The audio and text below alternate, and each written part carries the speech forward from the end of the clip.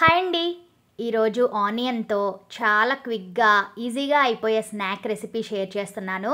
ఈ 2 minutes video చూసి 10 మినిట్స్‌లో మీరు ఈ స్నాక్ ప్రిపేర్ చేసుకోవచ్చు. చాలా తక్కువ ఇంగ్రీడియెంట్స్‌తో డీప్ ఫ్రై కాకుండా చేసే ఈ స్నాక్ తప్పకుండా ట్రై చేయండి. Hello and welcome back to Mouni's kitchen. కలుపుకోవడానికి ఈజీగా ఉండేలాగా ఒక పెద్ద బౌల్ తీసుకోండి. అందులోకి 2 పెద్ద ఆనియన్స్ ఇలా పొడుగ్గా కట్ చేసుకోవాలి. మనం పకోడీకి ఎట్లా అయితే కట్ చేసుకుంటామో సేమ్ అలా కట్ చేసుకొని మిక్సింగ్ బౌల్లో వేసేసుకోవాలి. ఇప్పుడు ఇందులోకి సన్నగా కట్ చేసుకున్న పచ్చిమిరపకాయ ముక్కలు వేసుకోవాలి. కొంచెం సాల్ట్, కొంచెం కారం కూడా వేసుకోవాలి.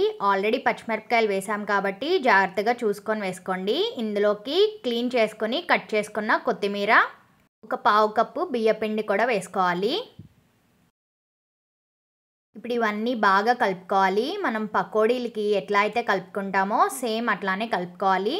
ఇందులో మనం శనగపిండి అలాంటివి ఏం యూస్ చేయము. ఓన్లీ ఈ ఇంగ్రీడియంట్స్తోనే చాలా క్విక్గా అయిపోతుంది. ఆనియన్స్ని బాగా నొక్కుతూ కలపాలి. అప్పుడు ఆనియన్స్ నుంచి వచ్చిన వాటరే బైండ్ అవ్వడానికి హెల్ప్ అవుతుంది. ఒక 2 స్పూన్స్ వాటర్ కూడా వేసుకోవచ్చు.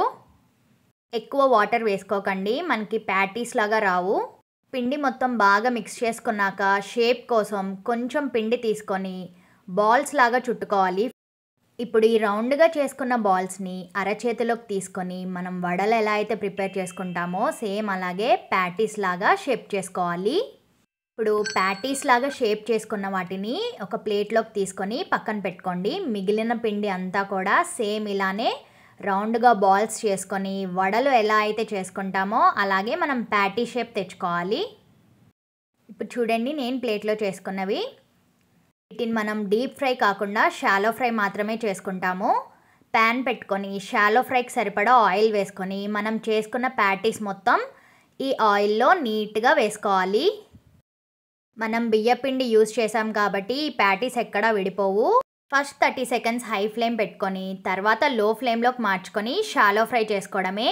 ఒక 2 మినిట్స్ ఫ్రై అయ్యాక తిప్పుకొని వెనకాల కూడా ఫ్రై చేసుకోవాలి. ఫ్రై అయిపోయిన వాటిని ఆయిల్ మొత్తం డ్రైన్ చేసేసుకోవాలి. అంతే, ఈ easy and quick snack ready అయిపోయింది. పైన చాలా క్రిస్పీగా, లోపల చాలా సాఫ్ట్గా చాలా బాగుంటుంది. ఈ క్విక్ రెసిపీ తప్పకుండా ట్రై చేయండి. వీడియో నచ్చితే సబ్స్క్రైబ్ చేసుకొని కమెంట్ చేయండి.